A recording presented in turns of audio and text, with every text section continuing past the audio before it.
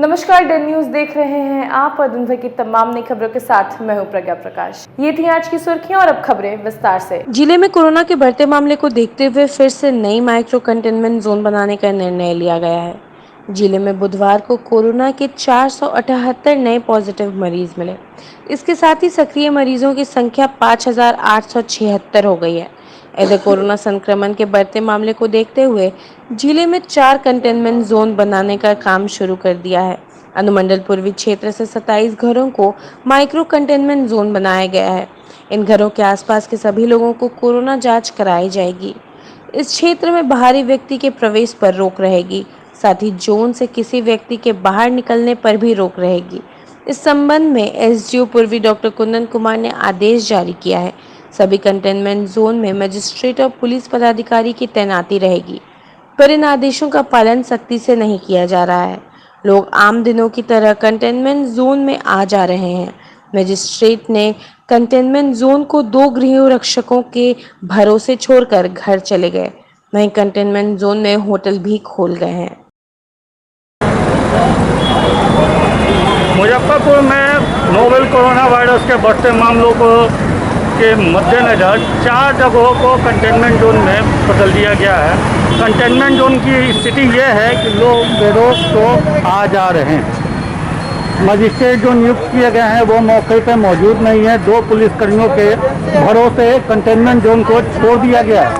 Containment zone के भीतर भी दुकानें आराम से खुली हुई हैं।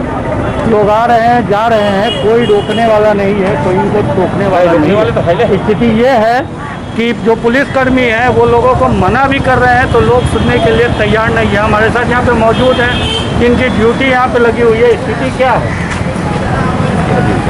कंटेनमेंट जोन की स्थिति क्या है? अभी तो ठीक है यहाँ पर। अभी थोड़ी देर पहले आपने एक को रोका पर वो माना नहीं चला गया। अभी भी मेरे पीछे वो देखिए जा रहे हैं, बगैर मास्क के लोग आ रहे हैं। क्या स्थिति है? कंटेनमेंट जोन है उसके बावजूद ये स्थिति है। बगल वाले हैं तो हम क्या करें?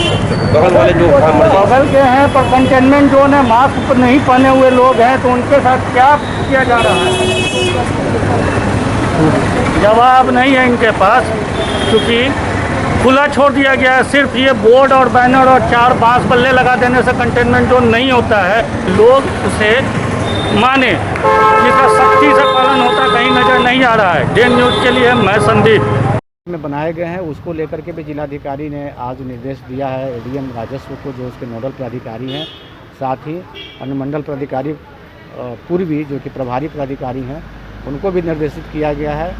और साथ ही जो नोडल पदाधिकारी हैं उनको भी कि वहाँ बैरिकेडिंग की जाए। बैरिकेडिंग करने का काम चल रहा है, तो तमाम तरह के कार्य हो रहे हैं और कंटेनमेंट जोन का अनुपालन कराया जाएगा। कोरोना वायरस संक्रमण के बेकाबू रफ्तार के बीच महानगरों और बड़े शहरों से प्रवासी मजदूरों का पलायन एक बार फिर शुरू हो गया है। बस अड्डों पर भीड़ बढ़ने लगी है, जो 2020 में लॉकडाउन के बाद के हालात की याद दिलाती है, जब अपने घर जाने के लिए बड़ी संख्या में प्रवासी मजदूर बस अड्डे, रेलवे स्टेशनों पर पहुंच गए थे। एक बार फिर से बसों में भेड़ बकरियों की तरह भरकर प्रवासी मजदूर का आना शुरू हो गया है। इन प्रवासी मजदूरों के लिए ना तो जांच की व्यवस्था है और ना ही इन्हें क्वारंटाइन करने की व्यवस्था अभी तक शुरू की गई है। परिवहन विभाग द्वारा जारी कोरोना गाइडलाइंस का कोई पालन नहीं किया जा रहा है, परंतु जिला परिवहन विभाग अभी भी यही कह रहा है कि ऑल इज वेल। कि प्रतिदिन 10,000 की संख्या में दिल्ली, हरियाणा, पंजाब, गुजरात, महाराष्ट्र, आंध्रा से बसें आ रही है और जो सुधा डेयरी और शनि मंदिर के पास पैसेंजर को उतार दे रहा है। एक बस में जहां 2 लोगों को स्लीपर में जगह है वहां 5-5, 6-6 लोगों को ठूंस के ला रहा है। ना कोई सोशल डिस्टेंसिंग है, ना मास्क है, ना सरकार के गाइडलाइन का कोई पालन कर रहा है।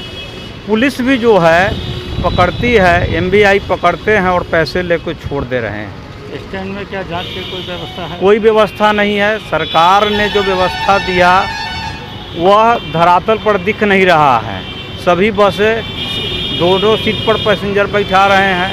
न कहीं सैनिटाइज है, न मास्क है, न बस को धुलाई हो रहा है और गाइडलाइन जो सरकार ने निर्धारित किया इसका कहीं से भी पालन नहीं हो रहा है। अभी फ़िलहाल जितने भी यात्री हैं 50% सीट पर उनकी यात्रा करवाया जा रहा है जहाँ भी बेवजह लोग परिचालन कर रहे हैं उस पर रोक के दिशा में जांच किया जा रहा है। सभी पदाधिकारी लोग फील्ड में हैं, सभी लोग अपने अपने क्षेत्र सभी का बांट दिया गया है। सभी के अपने क्षेत्र के अनुसार समय के रोस्टर के अनुसार अपना ड्यूटी कर रहे हैं सड़क पे, और सभी लोग काफ़ी मेहनत कर रहे हैं। अन्य राज्य से जो लोग आ रहे हैं प्रवासी, उसके लिए क्या व्यवस्था है? क्या कोविड उसके लिए सभी जगह सार्वजनिक परिवहन चालू है और उसी परिवहन व्यवस्था से सभी लोग अपने अपने घर जा रहे हैं। और जहाँ कोविड गाइडलाइन का पालन नहीं किया जा रहा है, जैसे राजस्थान, पंजाब, दिल्ली से आने वाली बसों में या ऑटो में यात्रियों को ठूस कर चलाया जा रहा है, उस पर परिवहन विभाग द्वारा क्या? नहीं, ऐसा तो अभी नहीं पाया जा रहा है, लेकिन अगर उस तरह की अगर है, जांच की जा रही है, पता चलता है तो बताया जाएगा। बुधवार की देर रात मुख्यमंत्री कार्यालय से जारी कोरोना गाइडलाइंस को लेकर जिलाधिकारी प्रणव कुमार और एसपी जयंत कांत ने संयुक्त रूप से गुरुवार को विभिन्न विभागों के अधिकारी और ड्रग इंस्पेक्टर के साथ बैठक की। बैठक में जिले के अति आवश्यक दवाओं की किल्लत और कालाबाजारी को लेकर जिला अधिकारी ने ड्रग इंस्पेक्टर को जल्द से जल्द आवश्यक दवाएं बाजारों में उपलब्ध कराने को लेकर कड़ी हिदायत दी। वहीं डिप्टी ड्रग कंट्रोलर को ऑक्सीजन और आवश्यक दवाओं की उपलब्धता सुनिश्चित करने को लेकर दिशा निर्देश दिया गया। साथ ही 3 दिनों के आंशिक लॉकडाउन के मद्देनजर कई आवश्यक दिशा निर्देश भी दिए गए। आज की बैठक कोरोना के बढ़ते संक्रमण के मद्देनज़र की गई। विभिन्न कोषांगों के पदाधिकारियों द्वारा किए गए और कोषांगों द्वारा किए गए कार्यों की अद्यतन समीक्षा की गई और आवश्यक निर्देश दिए गए। राज्य सरकार का जो निर्देश आया है कल, उसके आलोक में भी विचार विमर्श हुआ है। देर रात तक, आज 10 बजे रात तक जिला प्रशासन द्वारा स्थानीय स्तर पर भी उस आलोक में थोड़ी तब्दीलियों के साथ आदेश निकलने वाला है, जो आप लोग हम उपलब्ध करा देंगे। तो मोटे तौर पे जो बैठक हुई है उसमें जो बंदी करना है जिला स्तर पर स्थानीय निर्णय जो लिया जाएगा उसके परिप्रेक्ष्य में हुई है, और साथ ही ऑक्सीजन की उपलब्धता, दवाओं की उपलब्धता तथा कोरोना कंट्रोल रूम द्वारा किए गए कार्य तथा अन्य कोषांगों द्वारा किए गए कार्य पर चर्चा की गई है।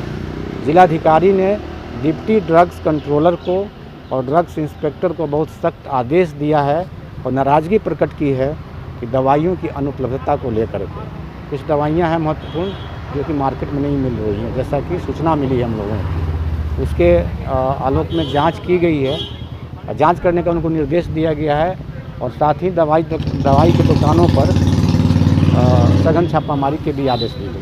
कोरोना की दूसरी लहर में जहां अपनों की सूध लेने वाला कोई नहीं है, वहीं मुजफ्फरपुर के 3 युवकों ने ऐसा कर दिखाया जिसकी तारीफ मुजफ्फरपुर ही नहीं बल्कि देश भर में हो रही है। शहर के 3 युवक समाजसेवी पंकज पटवारी, सचिन कुमार और मिंटू ने कोविड संक्रमण से पीड़ित वैसे लोग जो अकेले रहते हैं उनके घर पर जाकर इन लोगों के द्वारा खाना दिया जा रहा है। पंकज पटवारी ने बताया कि 2 टाइम का खाना खुद से ही बनाकर कोरोना संक्रमित मरीजों के घर पर पहुंचा रहे हैं। पंकज के इस नेक कार्य के लिए डोनेशन भी खूब मिल रहा है। अगर आपके आसपास भी कोई ऐसे हैं जो कोविड से पीड़ित हैं, तो आप भी 9471888883 नंबर पर कॉल कर सके और सेवा ले सकते हैं। पंकज और उसकी टीम के जज्बे को डेल न्यूज भी सलाम करती है। दिमाग में इस तरह से आया कि मेरे एक मित्र बेंगलोर से फ़ोन किए कि मम्मी पापा दोनों को कोविड पॉजिटिव हो गए हैं और घर में कोई है नहीं, हम लोग यहाँ रहते हैं, तो उनको खाने की दिक्कत हो रही है, कमज़ोर हो गए हैं, तो तुम अगर उनको कहीं से खाना अरेंज कर पाओ या होटल से होम डिलीवरी करवा पाओ तो तुम करवा देना। तो मैंने अपने घर से ही दिया।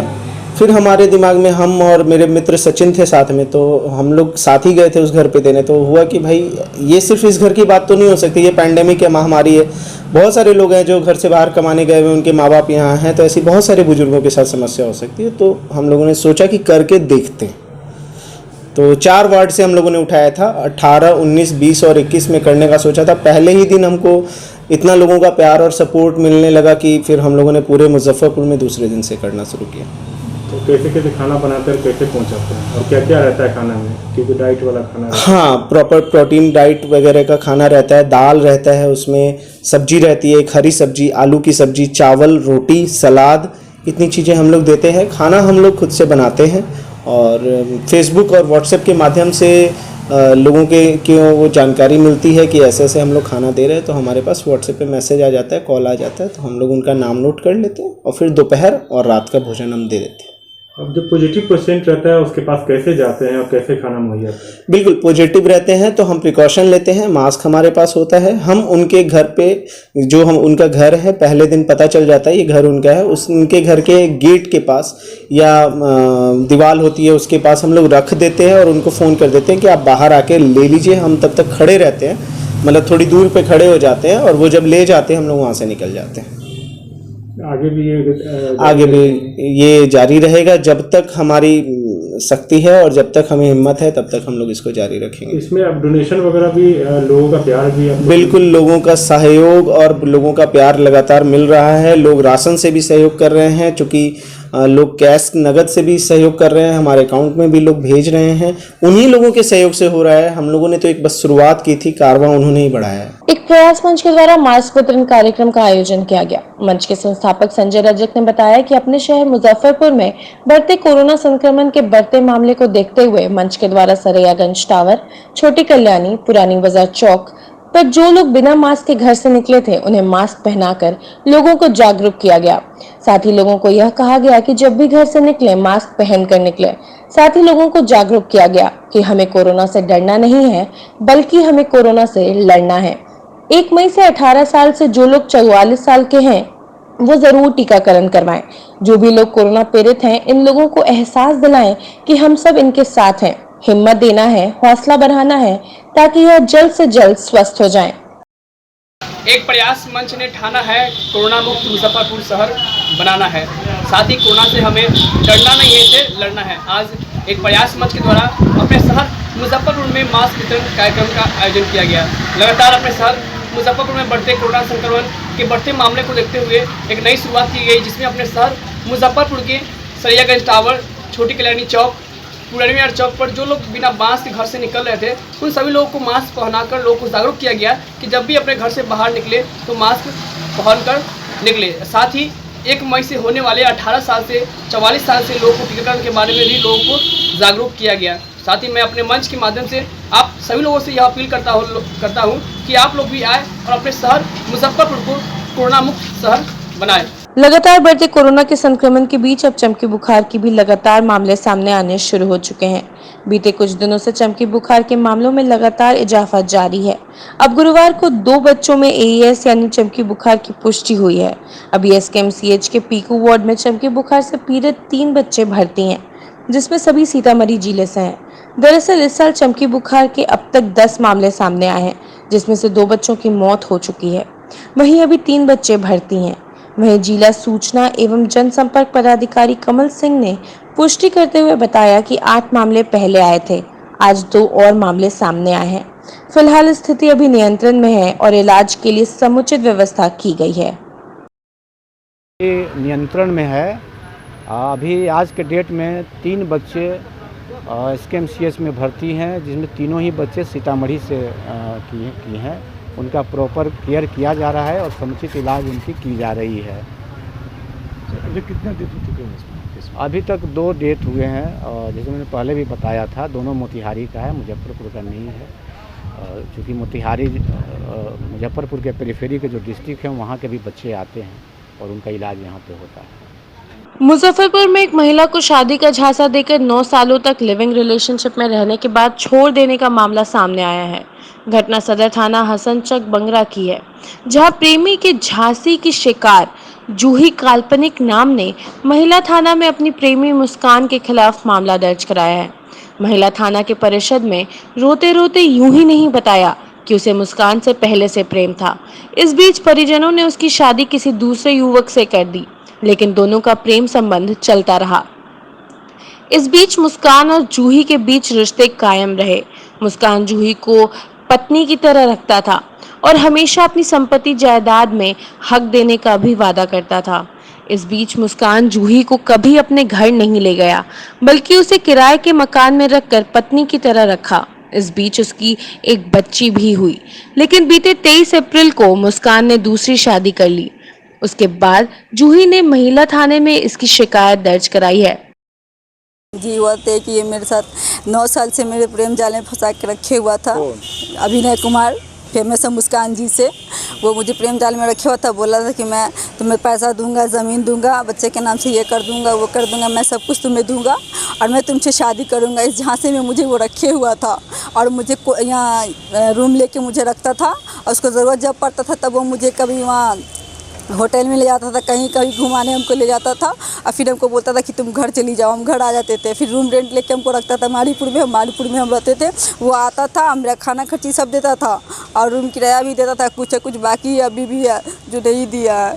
अब क्या हो रहा है? अब ये है कि वो शादी कर लिया, 23 तारीख को शादी किया है। मैं उसके घर गई तो उससे पूछे कि आप शादी क्यों किए, एक बच्चा पैदा करके शादी क्यों किए हैं आप, ये मुझसे पूछे। तो उसने मुझे वहाँ मारा पीटा, उसकी माँ मारा, वो मारा और सज्जाद को फ़ोन करके, उसकी माँ बीबा कुमारी फ़ोन करके बुलाई सज्जाद को और सज्जाद ने मुझे पकड़ के वहाँ से लाया, घर में बंद करके मुझे मारा। सज्जाद मारा और मुंतज़िर मारा और ये राबिया खातून ने मुझे मारा। मेरा पूरा दुपट्टा मुझे पटक दिया, मेरा दुपट्टा पूरा हटा दिया पूरा और मेरा समीज फाड़ दिया, सब फाड़ दिया मेरा और बहुत मारा और धमकी दिया कि तुम इस गाँव छोड़ के चली जाओ, नहीं तो तुम्हारा बच्चा भी है आपको? जी, एक बेटी है मेरा, उसी का बेटी है। कितने साल से रिलेशन में थे? 9 साल से रिलेशन में थे और प्यार के जाल में फंसा के हमको रखे हुए थे कि हम तुझसे शादी करेंगे और बोले कि हम शादी करेंगे और हमको ये सिंदूर भर दिए थे मांग में कि हम तुमसे शादी कर लिए हैं और हम बोलते थे कि चलिए कोर्ट मैरिज कर लेंगे। तो हाँ करेंगे शादी कोर्ट मैरिज और नहीं किए और बाद में ये शादी कर लिए। जी, ये हम चाहते कि मुझे न्याय चाहिए, ये मुझे रखे, मेरा बच्चा है ना, मेरा हक चाहिए बस। जाते तो मारपीट करता है जी, मुझे गांव जाते तो मुझे टॉर्चर करता है, ज़्यादा मुझे सजाद है वो और मुझे फंसाया जाता है कि आएगी तो यहाँ उसको हम मारेंगे। सबसे ज़्यादा सजाद और ये राबिया खातून है और मुंतज़िर, ये वो मारने के लिए हमको धमकी देता है सबको कि मेरा कुछ नहीं उखाड़ लिया है और बोलता है कि हम बड़े बाबू से बात कर लिए हैं, उसका कुछ नहीं हो सकता है, कहीं कुछ नहीं पर भी हो सकता है उसका। ये बात बोली है राबिया खातून और मुझे मारा जाता है। मुझे इंसाफ चाहिए आप लोग से बस। मेरे पास एक छोटी बेटी है ना, बच्ची है, मैं कहाँ जाऊँगी। शादी वगैरह की थी? जी, मेरा शादी हुआ था। 9 साल से ये मेरे रिलेशनशिप में थे और मेरी शादी हुई थी। मैं अपने ससुराल 4 दिन भी नहीं रही, 4 दिन थी। ये मुझे फ़ोन करके बुलाया और धमकी उमकी दिया कि तुम यहाँ आकर रहो, नहीं तो तुम्हारे ऐसे करेंगे वैसे करेंगे और मैं अपने हस्बैंड को छोड़ दी। उसके बाद मैं इसके साथ रहती थी और मंदिर में मुझसे शादी किया था वो। क्या नाम है उनका? जी, अभिनय कुमार नाम है उसका और फेमस है मुस्कान जी से। उसके चेहरे पे मासूमियत है लेकिन एक नंबर का धोखेबाज है वो। मेरे साथ धोखा किया, मुझे इंसाफ चाहिए और अपने से नहीं लड़के, वो अपने दोस्त से हमको मार खिलवाया है, सज्जाद से मार खिलवाया है वो हमको। और मुंतज़िर और राबिया खातून अभी भी दावा ठोकता है कि गाँव में आएगी तो हम उसको मारेंगे। मुझे इंसाफ चाहिए आप लोगों से बस, मुझे इंसाफ चाहिए। क्या शादी करना चाहते हैं? जी, मैं उसके साथ रहना। मेरे पास बेटी है ना, मेरा हस्बैंड अब थोड़ी ना हमको रखेगा, आगे छोड़ा तो उसी के कारण है। मेरा हस्बैंड नहीं ले जाया कि बच्चा की, मेरा हस्बैंड टॉर्चर करता था कि दूसरे का बच्चा हम नहीं रखेंगे, जा तुमको जाना ना। मुजफ्फरपुर में कोरोना महामारी एवं नाइट कर्फ्यू के बीच चोरों ने अपना तांडव जारी रखा है। प्रतिदिन किसी न किसी मकान का ताला तोड़कर भीषण चोरी की घटना को अंजाम दिया जा रहा है। इधर सातपुरा मिल्की टोला इलाके में कोरोना से हुई रिटायर्ड इंस्पेक्टर अशरफी महतो की मौत के 2 दिन बाद ही उनके बंद पड़े घरों को चोरों ने निशाना बनाया है। घर के मुख्य द्वार और 4 कमरों का ताला तोड़कर चोरों ने जेवरात, नकदी, सामान सहित 32 लाख की संपत्ति पर हाथ साफ कर दिया। इस संबंध में मृतक के नाती नीतीश कुमार ने काजी मोहम्मदपुर थाना में प्राथमिकी दर्ज कराई है। पुलिस को बताया है कि चोरों ने उनके नाना के घर से 30 लाख के जेवरात, 20,000 नकदी, कैमरा सहित 32 लाख की संपत्ति चोरी कर ली है। पड़ोसियों से जानकारी मिलने पर वो लोग घर पर पहुंचे। इस दौरान देखे कि चोरों ने 2 अलमारी, पेटी, ट्रंक आदि को तोड़कर घटना को अंजाम दिया है। चोरी हुई जेवरात मृतक की पत्नी, बहू और बेटी की थी। नाना की मौत के बाद उसका घर बंद था। थानेदार मोहम्मद सुजाउद्दीन ने बताया कि प्राथमिकी दर्ज कर ली गई है। पुलिस घटना की छानबीन कर रही है।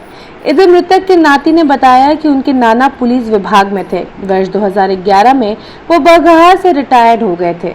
उनकी नानी की भी मौत 2015 में हो चुकी है। उनके 3 मामा गुड़गांव में रहते हैं। एक मामी नाना के साथ रहती थी। नाना की तबीयत बिगड़ने पर उन्हें बनमपुरा के निजी अस्पताल में भर्ती कराया गया। इलाज के दौरान उनकी मौत 25 अप्रैल को हो गई।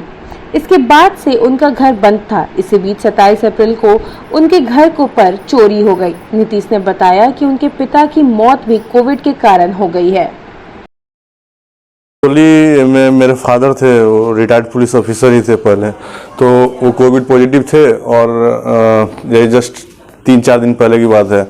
और तो हम लोग तो यहाँ रहते नहीं हैं, हम लोग गुड़गांव में कहाँ वहीं पे जॉब करते हैं कि यहाँ पे कोई अकेले थे, अपनी छोटी वाली बहू के साथ वो रहते थे। तो हुआ क्या है कि कोविड पॉजिटिव निकले वो, तो थोड़ा ऑक्सीजन लेवल डाउन जाने लगा। तो हम लोग तो सब जो मेरे बगल में मेरा भांजा लोग रहता है वो लोग लेके हॉस्पिटल गया। उसके बाद मैं भी गुड़गांव से यहाँ पे पहुँच गया था उसी दिन। तो वो मैं रात भर में हॉस्पिटल में ही रहा, लेकिन वो अगले दिन वो गुजर गए।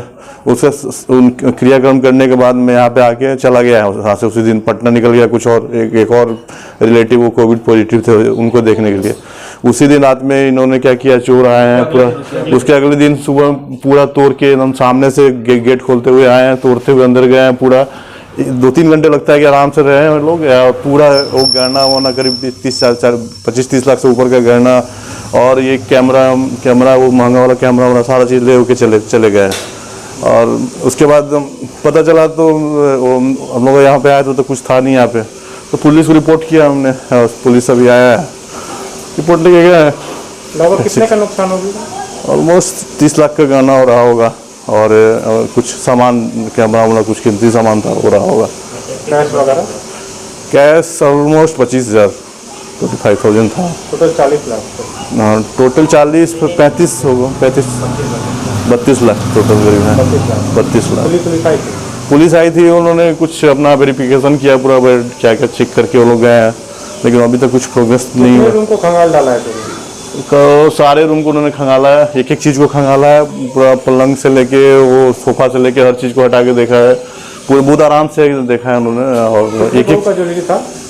3 बहू थी, तीनों बहू का ही था, और एक बेटी का भी था। कार्रवाई सर क्या? इस पर FIR दर्ज कर ली गई है और अनुसंधान किया जा रहा है। आज की खबरों में फिलहाल इतना ही। फिर कल मिलेंगे कुछ नई खबरों के साथ। तब तक के लिए डे न्यूज़ परिवार को दीजिए इजाजत। नमस्कार।